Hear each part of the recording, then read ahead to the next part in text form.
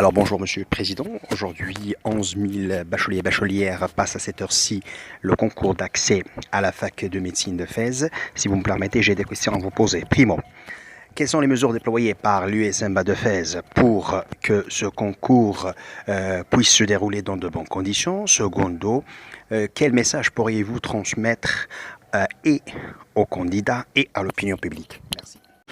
Alors tout d'abord, effectivement, aujourd'hui, 11 000 étudiants, bacheliers, nouveaux bacheliers qui passent le concours d'accès à la faculté de médecine et de pharmacie de Fès, qui est un établissement de l'université Sidi Mohamed Ben Abdallah.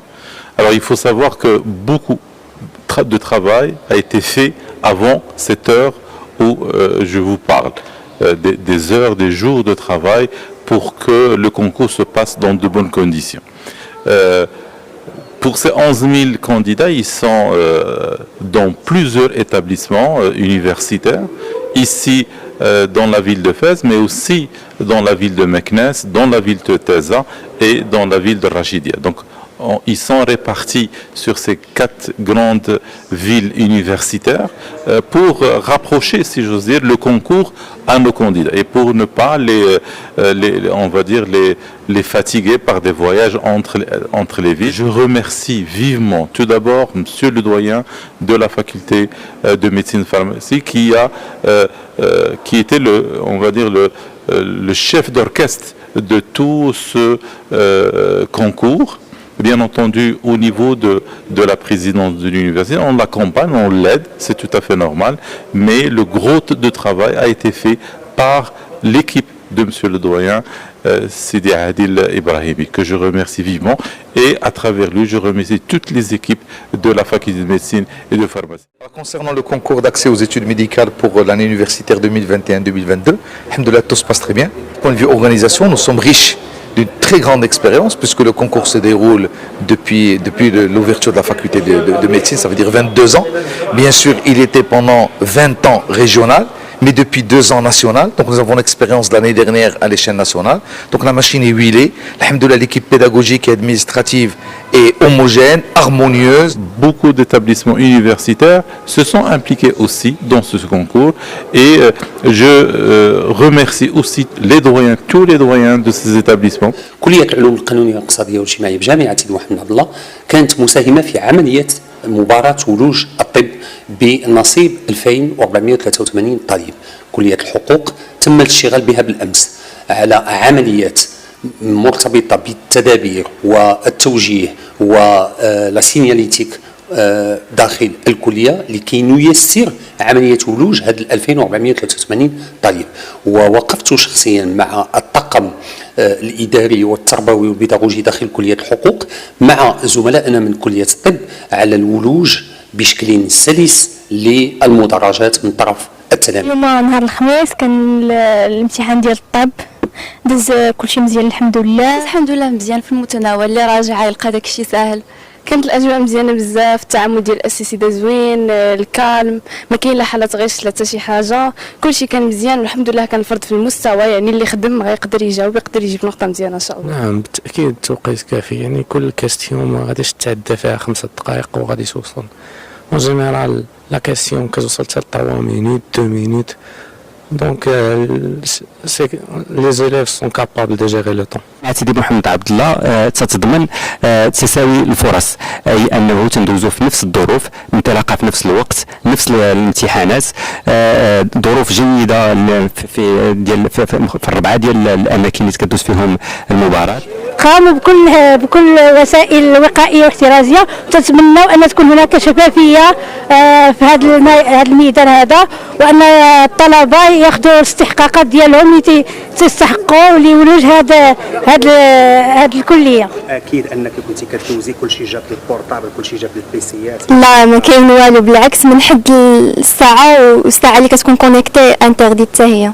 محاربه الغش كذلك عندها اولويه كبرى ضمانا لتساوي الفرص باش الاحق هو اللي ياخذها وتكون تساوي الفرص وناخذوا الانسب ان شاء الله يكونوا اطباء المستقبل واللي معول عليهم البلاد ان شاء الله. ومنين دخلتوا انتم ما كاين غير جبدتوا التليفونات لا ما كاينش داك الشيء كاع لا كل لي كارطابل كانوا باغتور وحتى واحد ما كان حقو يجبد لا التليفون لا حتى لي مونطخ ما كانش من حقنا نديروهم اللي كانوا زعما كونيكتي هذوك الناس اللي تيقولوا بان الكونكور ديال دائما الكونكور ديال الميديسين كيكون فيه التلاعب وكيكون الغش من خلالك اليوم انت كمترشحه وشاهده عيان شنو باش تمكن لك تردي على هاد الناس اللي كتشكك في هاد الامتحانات بحال هادو وفي هاد لي كونكور؟ لا نهائيا ما كانت حتى شي حاله غش وما كاينش اصلا كيفاش تكون شي محاوله غش ما يمكنش حيتاش الاجواء زعما صارمه بزاف. كمترشحه وشاهده عيان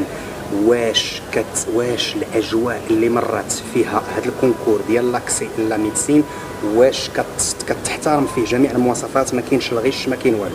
لا الغش ما كاينش لا وجود لها كاع في خطره كتحترموا فيه صراحه كاع الشروط وكاع لي كونديسيون محققين. مادموزيل واش هادشي كتقوليه غير حيت الكاميرا شاعله؟ لا كنقول لك كاين دائما والاساسيات كلهم بالكمامات ديالهم كيتمشاو وسط هذا والاسباس ما بين التلامذ كلشي كان مزيان. وي الوقت كافي وزايد كاع كافي هناك تباعد ما بيناتنا واتسيتيرا وكلشي كان زوين. كانت الاسئله مزيانه وكانت في المتناول ديال التلاميذ واي واحد يقدر الى خدم يقدر يجي مزيان فيها ان شاء الله ويتخدم. كان مزيان وكان شهر مده كافيه للانسان اللي بغى يخدم ويقدر ان شاء الله يجي مزيان. كأب هل انت راضي على هذه الاجراءات اللي قامت بها هذه الكليه هذه لتدبير هذا الامتحان؟ اي نعم الحمد لله يعني على حسب يعني اللي شفنا انهم ساعدوهم في الدخول ساعدوهم يعني في الارشادات الناس ديال السيكوريتي اللي كانوا في الباب هنايا ساعدوهم يعني الحمد لله. شي رساله تبغي توجهها للمترشحات والمترشحين شنو تبغي تقول لهم؟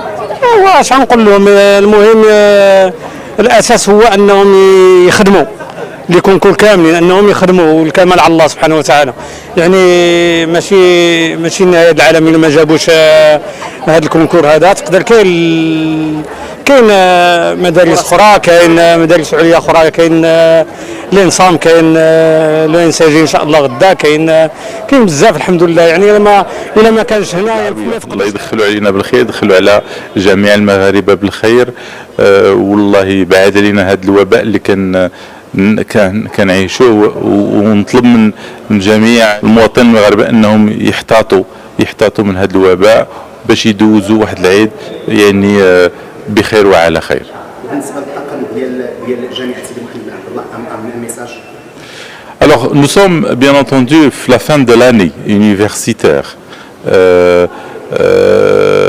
Il faut savoir que c'était une année particulière, difficile pour tous nos étudiants, nos professeurs, nos cadres administratifs techniques, mais on a réussi de terminer, de boucler l'année, de terminer les cours, les examens et bien sûr il y a les délibérations.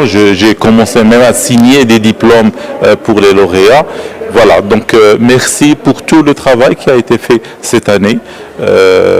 Merci pour la puissance du travail qui a été fait. En fin de compte, c'est le travail qui compte et les résultats sont là. Et je suis vraiment content de ce qu'on a réalisé, même en période de pandémie.